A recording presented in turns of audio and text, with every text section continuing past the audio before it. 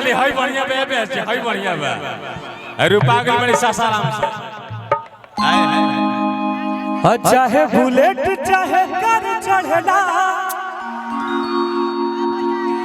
चाहे गलासिकल थार चढ़ला देखी देखी के पड़ोसी पट्टीदार जरे रंगदार के तिलक में हथियार चढ़ला। हमेशा तू लोग प्यार देले बड़ा लो और बस इहे प्यार देत रहिया लो। उठावाइले हम सजवा के दिन थाना बाटे हमरे जमीन एबे से हर की एक धुर में चमकता जीवन भर चाहे आय मुड़ी में देख हमरा हीरा के बिंदा रोड पर जमीन बाईला तोर किंबा। भैया एगो बात बता दी कि जरूरी नहीं है कि तेरा भी ज्यादा पैसा बानो तबे तू किंग बड़ा। इंसान दिल के किंग होके के चाहे। रुपया कमात कमात इंसान भाई थक जाए। जौना घड़ी हम 500 रुपया कमात रहे नो वही घड़ी किंग सोच के रहे और आज तक 55 लाख रुपया कमाईला। तो बस आप लोग का प्यार होना चाहिए। बस आप लोग प्यार देते रहिए। दिल और दिमाग दोनों का हम किंग हैं। पैसा तो पीछे चाहिए बिल्कुल। भैया गाना गाई हो वो गाएंगे लेकिन थोड़ा सा हम अपना मूड में थी। अभी तो हम प्रचार करते हैं अपने आप के। अब थोड़ा सा भक्ति गाना गा दे। टुनटुन यादव जी को थोड़ा सा प्रोटेक्शन दीजिए और थोड़ा सा हल्का हल्का मंच खाली करवा दीजिए। भैया आज हमें जा 2-4 लाख रुपया ले जाए खातिर बने छूट गोलू भैया और बबीता सागर जी तो ले ले भाई लोग। ऐसे हमारी पूरा टीम एकदम एक्टिव बा। कैश मिलेगा और ऐश किया जाएगा ठीक है ना जियो। हरि किया तना कमाई बुझानु धनवा संगे घूमी थानवा सब पैसे के खेला बा। बोल भैया मैक दे दो। अबे सिखाई नु गाले हम गायब ना। अगर हमार भोजपुरी जगत में समाज के भी बात आई तो हम ऐसा कलाकार 2-3 गो देखले बनी।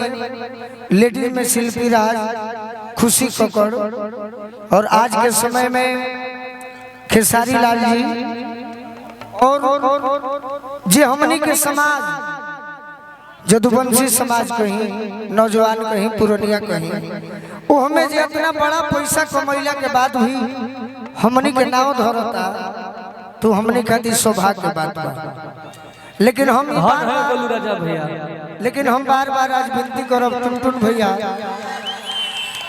कि कभी कभी हो सोचे के बाद कि पैसा में तो पीछे सभी लोग हो जाता है आज के डेट में। बाकी पैसा ऊपर ना जाए गीते संगीतिया ऊपर जाई तनी हई लइकन में गलती नहीं के तनी पिछवा जे खड़ा बा तनी लोग सरौरे आग्रह करो रउआ करी हम नहीं लोग बैठी हम ना कर सकिला। हम के करा के कही रउआ देख और सब फाइन आदमी बड़े दीवाना बड़े रउआ तब तनी मजा आई। ऐसे कि ना बजाओ ना पाया के लोकता नहीं हम का बुलाए भैया रावा से आग्रह बा के रउआ अपना गेस्ट लोग के समझाई। यहाँ के जिला परिषद बानी प्रत्याशी ना जिला परिषद बानी न प्रत्याशी बने मैनेजर भैया तनी गाना हो जाएगा हमार फेवरेट हो। हम कौन यहाँ के नहीं हैं यहाँ के आवे के पहले कौन स्केल में हो बेंजी वाले भाई गनी है कि ना भाई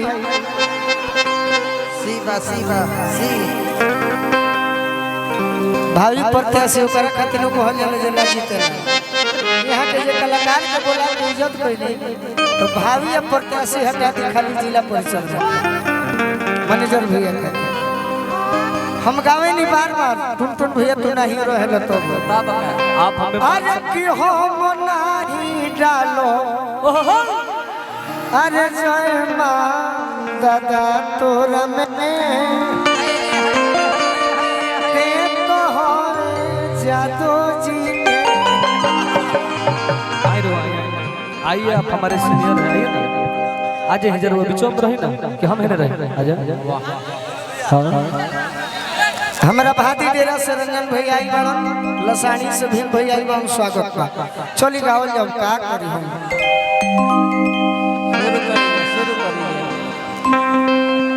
बहुत बहुत धन्यवाद ऋषि भैया हम तो सोचनी है थोड़ा सा एगो मैनेजर भक्ति गाली हीरा और प्रोजन हो रौरा तनी हाथ जोड़ के कहीं मंच पर भीड़ बा एने दिक्कत नहीं रौरा कहीं तनी हाथ जोड़ के माइक में कहीं भैया सभी लोग से अनुरोध है थोड़ा शांति से रहिए और प्रोग्राम होने दीजिए थोड़ा पीछे रहिए हाला मत ये जहां हां खड़ा रही हेलो मंच खाली कीजिए और नीचे सोफा पर बैठिए मंच को खाली कीजिए आप ही लोग के चलते डिस्टर्ब हो रहा मंच खाली कीजिए हेलो कलाकार के साथ में जो भी भाई हैं आपके लिए व्यवस्था है व्यवस्थित होकर के बैठिए मंच को खाली किया जाए और व्यवस्था का प्रयोग कीजिए जितने बड़े भाई अब बैठ जाए साइड में चलिए